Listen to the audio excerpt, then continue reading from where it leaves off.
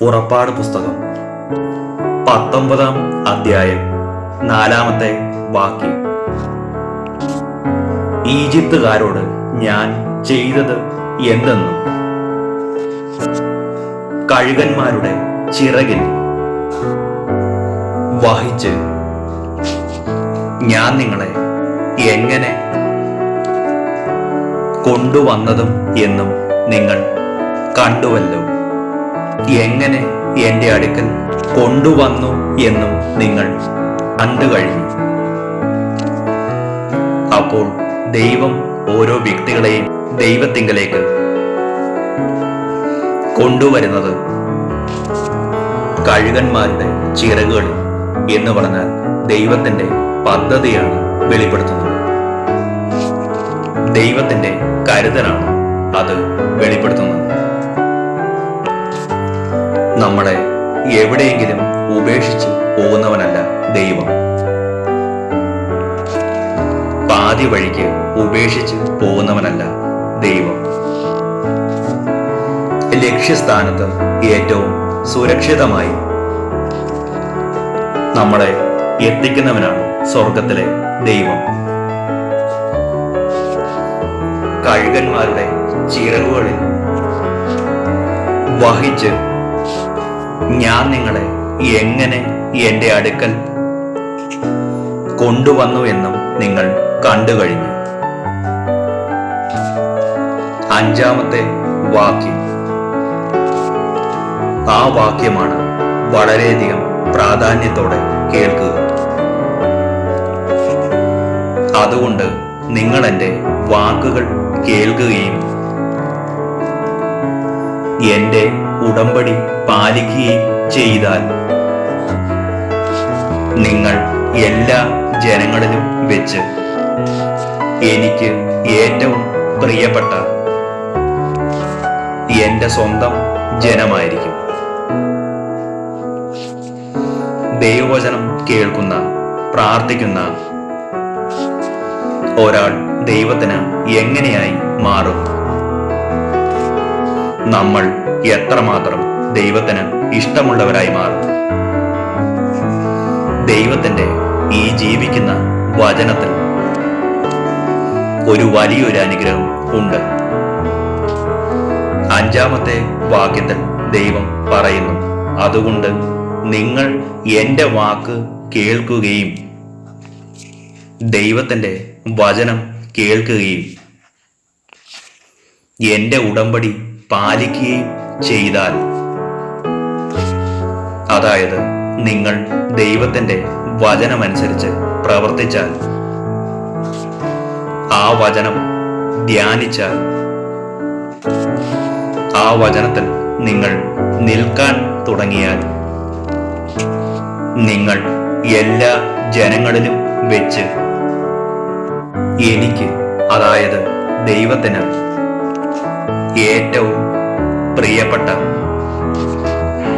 സ്വന്തം ജനമായിരിക്കും. ദൈവവചനം കേൾക്കുന്ന നിങ്ങൾ ആരായി മാറും? ദൈവവചനം കേൾക്കുന്ന കുടുംബങ്ങൾ ആരായി മാറും? ദൈവത്തിന്റെ ഏറ്റവും പ്രിയപ്പെട്ട കുടുംബമായി മാറും. ദൈവത്തിന്റെ ഏറ്റവും സ്വന്തം വ്യക്തികളായി മാറും. അപ്പോൾ നിങ്ങൾ ദൈവത്തിനായി സമയം ചിലവഴിക്കുമ്പോൾ അതൊരു വലിയൊരു അനുഗ്രഹമായി മാറും. ദൈവത്തിന്റെ സ്വന്തമായി നിങ്ങൾ മാറും. ദൈവത്തിന് ഏറ്റവും പ്രിയപ്പെട്ടവനായി നിങ്ങൾ മാറുന്നു.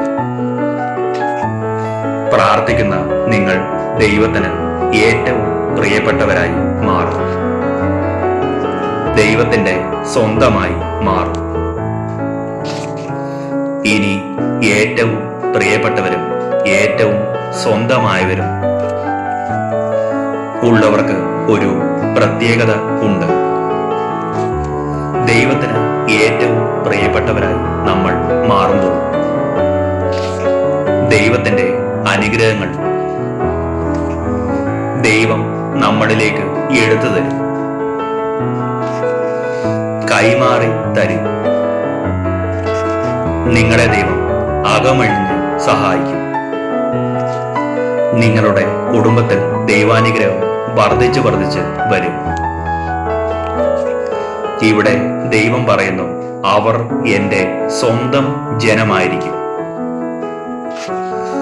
വചനം കേൾക്കുന്ന നിങ്ങളെ ദൈവം അനുഗ്രഹിച്ച് ഉയർത്തും. വചനം കേൾക്കുന്ന നിങ്ങൾ എനിക്ക് പ്രിയപ്പെട്ടവനാകും എന്നല്ല ഇവിടെ പറയുന്നത്. ഇവിടെ പറഞ്ഞത് സ്വർഗത്തിലെ ദൈവത്തിന് പ്രിയപ്പെട്ടവനാകും എന്നാണ് പറഞ്ഞത്. ഏറ്റവും പ്രിയപ്പെട്ടവരായി നിങ്ങൾ മാറും. ദൈവത്തിന്റെ സ്വന്തമായി നിങ്ങൾ മാറുന്നു.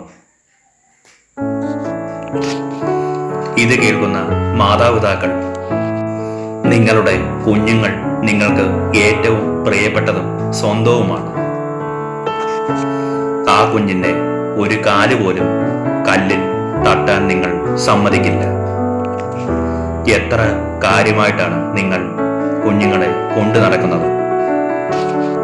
അതുപോലെ തന്നെ ദൈവത്തിന്റെ വചനം കേട്ട് അതനുസരിച്ച് നിങ്ങൾ ജീവിക്കുമ്പോൾ, ദൈവത്തിന് പ്രിയപ്പെട്ടവരായി നിങ്ങൾ മാറുമ്പോൾ, ദൈവം നിങ്ങളെ ഒരു ദോഷവും വരാതെ, ഒരു തിന്മയും വരാതെ, ഒരു അനർത്ഥവും സംഭവിക്കാൻ നിങ്ങൾക്ക് ഇടയാകാതെ നിങ്ങളെ ദൈവം വഹിക്കാൻ തുടങ്ങും. ഏതെങ്കിലും ഒരു കഥാപുസ്തകത്തിലെ കാര്യമല്ല ഞാനിവിടെ പറഞ്ഞത്. ഇന്നും സ്വർഗത്തിൽ ജീവിക്കുന്ന ദൈവത്തിന്റെ വചനമാണ് നിങ്ങൾ കേട്ടത്. ആ വചനത്തിൽ എഴുതിയിട്ടുണ്ട്, എന്റെ വചനം കേട്ടവർ എനിക്ക് പ്രിയപ്പെട്ടവരായി മാറുന്നു, എന്റെ സ്വന്തം ജനമായി മാറുന്നു. നിരാശകളിൽ നിന്നും, രോഗങ്ങളിൽ നിന്നും, പരാജയങ്ങളിൽ നിന്നും, സകല തിന്മകളിൽ നിന്നും ദൈവം നിങ്ങളെ സംരക്ഷിക്കട്ടെ. ദൈവവചനത്തിന്റെ എല്ലാവിധ അനുഗ്രഹങ്ങളും നിങ്ങൾക്ക് ഉണ്ടാകട്ടെ.